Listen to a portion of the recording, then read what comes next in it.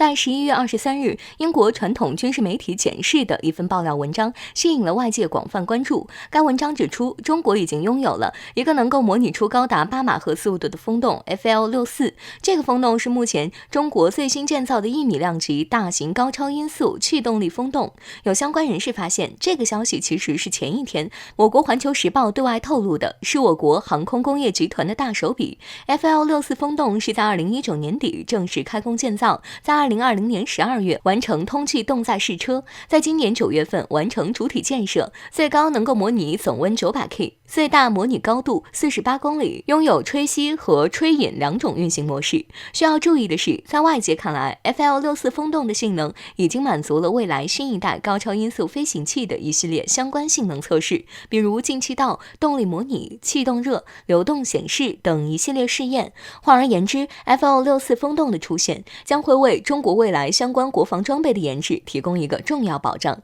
而且风洞也不光是用在高超音速上，更可以用在方方面面。我国之前在川西地区利用漫长的山底隧道建立了全亚洲最大规模的风洞群，我国的战机、航天火箭等都在这里被科研人员用无数次的试验硬生生地吹出来的。虽然它还没有直接转换成战斗力，但是其具备的威慑力却不可估量。高达8马赫速度的 FL64 风洞，我国这份成绩单无疑让美国人感到有点害怕了。就连一贯习惯抹黑中国的美国媒体典型 CNN 都在文章中称，当前中美俄三方围绕高超音速武器进行竞赛，而中国的研发速度无疑是迅猛的。而在这场竞赛中，美国已经落入下风。有分析人士就提到，目前来说，对于中国的高超音速武器，西方已经出现了一个有些歇斯底里的心理症状，不像是航母或者驱逐舰、飞机之类，是美国各军种之间为了争夺军费而反复炒作的话题。它已经是美国人不愿意接受的事实，更不愿意面对的话题，因为美国人搞不定，更防不住。从长远来看，我国加大对高超音速武器的研究和实际应用，将能有效稳定美国人与我国对话和交流时的体面心态，对我国、对亚太乃至对全球的和平发展来说，有着重要意义。目前世界3大局势紧张之地都有美国的身影。在欧洲，美国挑动俄乌冲突，试图用乌克兰来制衡俄罗斯，这一紧张的对峙局面一度让欧洲冲突风险高悬，甚至有人表示，俄罗斯已经在俄乌边境集结了10万大军，预计在明年初发动总攻。而另一边，印太局势也在美国的挑拨下变得紧张起来。美国集结了德、澳、日、加总共34艘军舰在太平洋海域待命。而在中东战场，美国率先遭到了反击，位于叙利亚哈塞克省的美军基地遭到了5枚火箭弹的袭击。可以说，美国现在的局势不容乐观，深陷多线对峙局面，且基地又被炸了。不过这还远远不够。据官媒环球网最新报道称，美国国内4大危机出现，在经历过一场疫情的大冲击之后，美国经济一度低迷。数据统计资料显示，自疫情发生以来，美国方面总共出台了6轮经济计划，试图将本国经济从低迷中拯救出来，但是效果却不佳。其二是社会危机，由经济问题引发的失业问题以及贫富差距过大问题变得更加尖锐。一旦社会矛盾被彻底激化，那么美国国内将迎来一阵空前的动荡时期。此前曾有学者预测称，在疫情之后，美国国内很有可能爆发更大规模的示威抗议运动。其三是政治危机。目前来看，拜登一系列错误的策略使得美国陷入到一场空前的危机中去，其中最为典型的是不顾美国现状，一味地推进大国对抗。在欧洲以及印太方向上，拜登不断挑战中国底线，一旦大国冲突真的爆发，那么等待美国的将是无止境的深渊。因此，美国国内民众对拜登的支持率也不断的走低。其次是心理危机，这很好理解，在经历了一系列的危机之后，美国民众的心理必定会遭受重创，而在这之后，美国民众可能会陷入到长期的迷茫和彷徨之中，而这也将最大程度地制约美国社会的发展。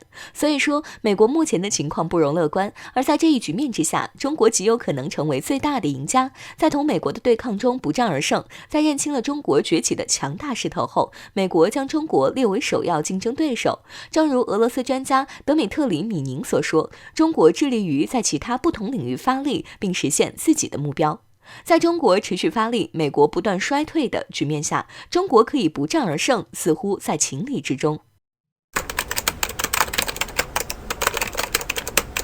如今世界正值百年未有之大变局之中，所有国家之间夹杂着种种问题。很多时候，有些事情更加容易牵一发而动全身。而近日中东战火再起，这或许会给国际局势带来不一样的变化。据俄罗斯卫星通讯社11月25号消息，在前一天半夜凌晨2点半左右，以色列再次对叙利亚不宣而战 ，F-16战斗机接连向叙利亚中部发射12枚可控导弹。不过，当时被叙利亚军方利用来自俄罗斯的防空导弹拦截下了10枚。虽然该报告并未提及这次以色列对叙利亚开火死伤多少，但是从国内不少官方媒体的报道中得知，这次叙利亚可谓是死伤众多，除了平民外，还有不少叙利亚的军人也身受重伤。需要注意的是，这不是以色列第一次这么干了。从进入11月以来，以色列就开始了频繁的对叙利亚开火。例如11月3号，以色列向大马士革发动了导弹袭击；11月17号，以色列再次向大马士革发射2枚火箭弹等等。以色列这究竟是想干什么？值得一提的是，就在前几天，俄罗斯才刚刚对以色列发出了警告，表示以色列最好是心平气和的和叙利亚谈判，必须支持叙利亚的领土完整和主权利益。不过最后得到的结果必然不会如意，并且随后俄罗斯还在叙利亚又部署了苏35等王牌战机，对中东不少地区进行了相当猛烈的打击，打得中东是战火连天。可以说俄罗斯这个警告是非常重了。然而对于俄罗斯如此严重的警告，以色列却根本不听，于是也就有了这次半夜空袭事件。甚至在俄罗斯如此严重的警告下，以色列这次袭击导弹从之前的2枚左右直接增加了10枚，变成了现在的12枚。不得不说，以色列这还真是头铁得很。不过必须要说的是，如此也就有了一个问题，以色列难道不怕俄罗斯的打击报复吗？距离上一次俄罗斯在中东发动猛烈的袭击事件尚且不久，以色列究竟为何有如此信心？有分析人士表示，以色列如此做的目的很简单，而且还能一举多得，例如打击伊朗，顺便反击俄罗斯。毕竟伊核协议又开始闹得沸沸扬扬，不打击削弱伊朗，以色列又怎么甘心呢？怎么说，伊朗一旦发展起来，也必然会不由自主地分走以色列的利益。而且叙利亚作为俄罗斯在中东的盟友，也是俄罗斯在中东最重要的根据地，还和伊朗关系密切，对叙利亚动手不仅符合以色列自己的利益，同时也符合美国的利益。如此来说，即使俄罗斯想要报复以色列，也要看美国同不同意。最后，这件事对于全球局势来说意义也很明显，毕竟中东战火一事纷纷扰扰，以色列此举很有可能缓解美俄在黑海和东欧的对峙局势。当然，最后这种对峙局面自然会被转移到中东来。一直以来，美国在国际上和我国掰不赢手腕子的时候，就喜欢搞一些小道，比如制裁清单之类的。而最近，美国在明明选择和中国合作之后，却又一再针对我国，如今又搞出了一出新制裁清单。美国想干嘛？11月25日，一条消息窜上了热搜榜，内容是美国在过去的制裁清单中又重新增加了一批企业和个人，而其中是中国企业的或者和中国企业有关的，就占据了至少半壁江山。从美国商务部发出的公告中可以看到，一共被列入其中的有大约28家企业以及一些个人，其中巴基斯坦有13家企业和3个个人，日本、新加坡、俄罗斯各1家企业。不过俄罗斯这家企业是被添加到了最终用户名单，也就是所谓的终身制裁了。当然相比这些，中国足足有12家企业被列入其中，其中日本和新加坡的那2家企业同样是中国企业投资在当地建立的，也就是说，要说这算是中国企业也是可以的。也就是说，这次所谓的制裁名单根本就是冲着中国来的。毕竟除了俄罗斯的那1家，巴基斯坦能够被美国列入制裁清单的，自然和中国有着千丝万缕的关系了。毕竟从这次制裁清单中可以看到，几乎所有被美国列上去的企业都在某一领域有着非常优秀的发展，就像美国给出的理由一样，这些企业或在军事方面，或在信息技术方面和美国的国家安全或外交利益不相符。简而言之，怕这些企业超过美国，所以先用制裁手段打压一下，当初华为不就是如此？值得一提的是，这次中国企业被制裁的清单中还有一个非常明显的发现，那就是新增加了一个科技领域。在美国的清单中，除了新增加了和芯片、半导体、航天有关领域的一些公司外，还另外加入了一些在量子领域发展得很好的公司，例如合肥微尺度物质科学国家研究中心、科大国盾量子技术公司、上海国盾量子信息技术公司等。很显然，中国在量子科技中已经有了非常优秀的发展，以至于美国不得不担心被中国超过，以至于搞了这么一出制裁。对于美国是不是抽风搞出来的制裁，中国外交部早就发出了声明，中国企业始终都坚持依照法律法规经营，不管是在中国还是在国际上都是如此。希望美国停止滥用国家力量肆意打压外国企业，这只会激化中美矛盾摩擦，损害双方信任度。